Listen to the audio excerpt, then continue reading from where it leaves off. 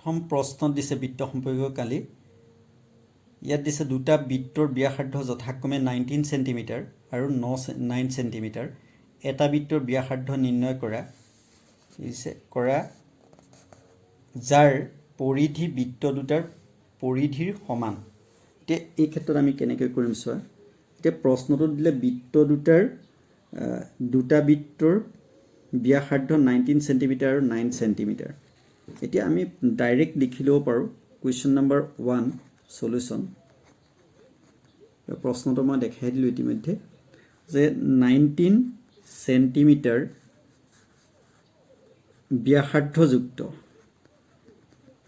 ব্যাসাৰ্ধযুক্ত বৃত্তৰ পৰিধি যে দুটা বৃত্ত দিছে এটা দিছে হেতু বৃত্তৰ পৰিধিটো আমি প্ৰথম উলিয়াই লওঁ পৰিধি এতিয়া এই ক্ষেত্ৰত কি হ'ব দিস ইকুৱেল টু আমি তলত লিখি দিছো টুৱাইস পাই into 19 centimeter so this equal to what 2 9s are 8 1 3 38 pi cm centimeter নেবৰ আৰু অন্যটোৰ কি দিছে 9 centimeter গতিকে 9 centimeter ব্যাসাৰ্ধযুক্ত ওপৰদৰে একে লিখিব লাগিব ব্যাসাৰ্ধযুক্ত বৃত্তটোৰ পৰিধি লিখাবিলাক নিজৰ কথা নিজে ওন ষ্টাইলত লিখিব পৰা একো নাই খালি শুদ্ধ হ'লে হ'ল টুৱাইস পাই into 9 cm so this equal to what 18 pi cm centimeter এটো সহজে তোমালোকে এটো উলিয়াব পাৰিছে যেহেতু এইটা মান কিটা দিয়া আছে গতিকে আমি জাস্ট লিখি দিলে হৈ গল ওকে তেতিয়াহলে কি হ'ব দুইটা বৃত্তৰ পৰিধি আমাক কৈছে যে এটা বৃত্তৰ ব্যাসাৰ্ধ নিৰ্ণয় কৰা যাৰ পৰিধি বৃত্ত দুটাৰ পৰিধিৰ সমষ্টিৰ সমান এতিয়া আমি কি কৰিব লাগিব দুইটা বৃত্তৰ পৰিধিটো উলিয়াই ল'ব লাগিব এতেকে দুইটা বৃত্তৰ পৰিধি আমি উলিয়াই লওঁ দুইটা বৃত্তৰ পৰিধি দিস ইকুৱেল টু what এটা আমি প্লাস কৰি দিলে হ'ল এটো আমি প্লাস কৰি দিলে হৈ গল এটা আমাৰ কি হ'ব ফাৰ্স্টটো কিমান পালো 38 pi plus 18 second to 18 pi centimeter is centimeter okay centimeter you write like this so this equal to what 8 both দুইটা যোগ কৰি দিয়া 16 4 5 so this is all total 56 pi cm centimeter গতিকে আমি দুইটা বৃত্তৰ পৰিধি ইতিমধ্যে নিৰ্ণয় কৰিলো গতিকে আমাক দিছে কি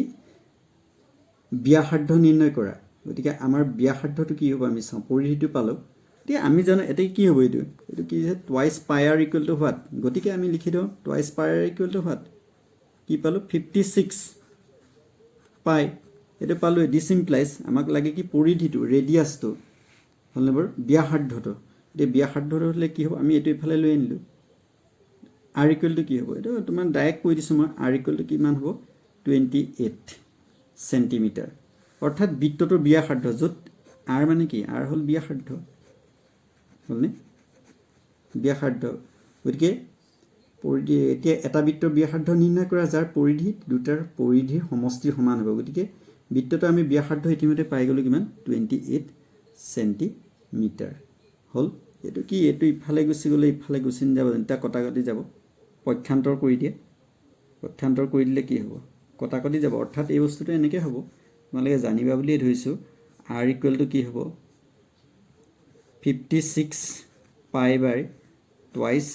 পাই তো ক্যান্সেল না যাব নগল দেন এটো ওয়ান টাইম এটো কি হ'ব 2 2 sir 4 2 8 sir this one so this equal to what 28 so you can able to learn this one properly তোমালোকে এটো অতি সহজে কৰিব পাৰিবা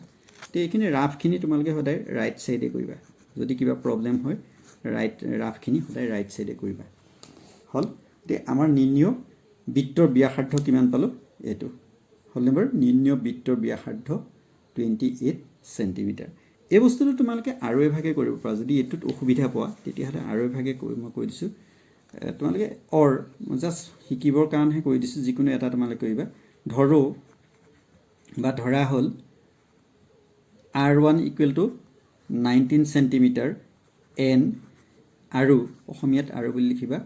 r2 ইকুৱেল টু কিমান বুলি লিখিবা 9 centimetre and r be the radius আৰু r হলে নতুন যিটো বৃত্তটোৰ ব্যাসাৰ্ধ হলনে বাৰু নিউ তোমালোকে এনে r be the radius of new circle হলে নতুন বৃত্তটোৰ ব্যাসাৰ্ধ হল তেতিয়ালে আমি এই বস্তুটো কেনেকৈ কৰিব পাৰিম তে সাৰ্কামফাৰেন্সটো কি হ'ব পৰিধিটো এটা সাৰ্কামফাৰেন্স যেটো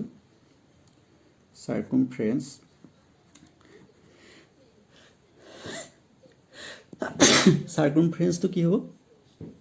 সাৰ্কামফাৰেন্স অফ ফাৰ্স্ট সাৰ্কেল তাৰ মানে প্ৰথম বৃত্তটোৰ যেটো পৰিধি হেতু আমাৰ কি হ'ব আমি চাও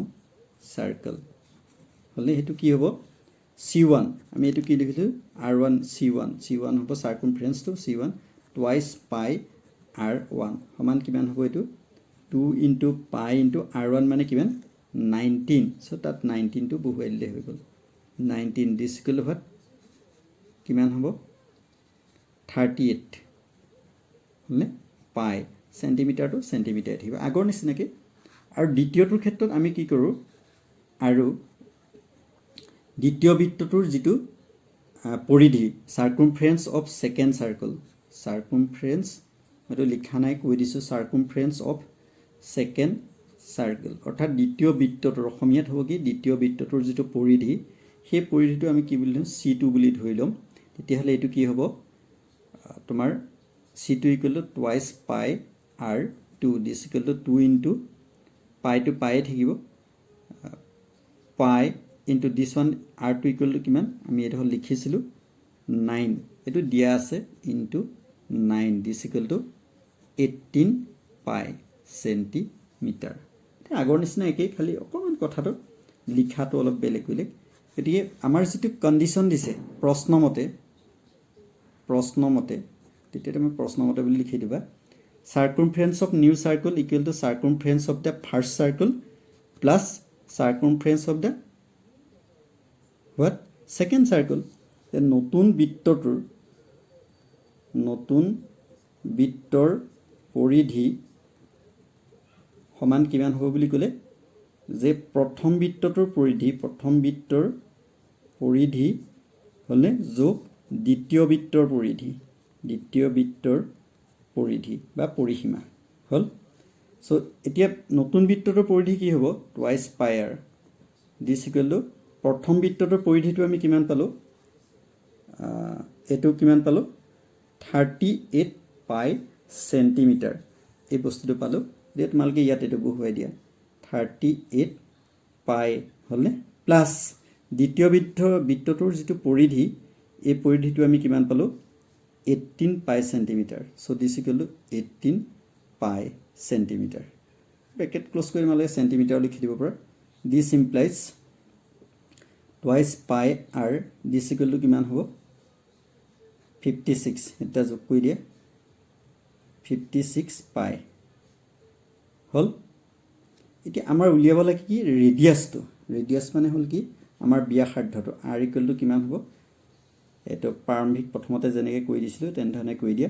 56 পাই টু ওপৰতে থাকিব বাই এটো তললৈ গুছি আহিব টুৱাইস পাই এটো এটা কেনসেল গল আৰু এটো কটাকটি কৰিলে কিমান পালো আমি 28 সেন্টিমিটাৰ গতিকে আমি লিখিব পাৰো hence radius of new circle is 18 centimetre গতিকে আমাৰ নতুন যেটো বৃত্ত হ'ব অৰ্থাৎ এটা বৃত্তৰ পৰিধি নিৰ্ণয় কৰা যাৰ পৰিধি বৃত্ত দুটাৰ পৰিধিৰ সমষ্টিৰ সমান হ'ব গতিকে এই যেটো নতুন বৃত্ত হ'ব ইয়াৰ পৰিধিটো কিমান হ'ব বা ব্যাসাৰ্ধটো কিমান হ'ব 28 সেন্টিমিটাৰ তোমালোকে এটো নিয়মটো কৰিব পাৰা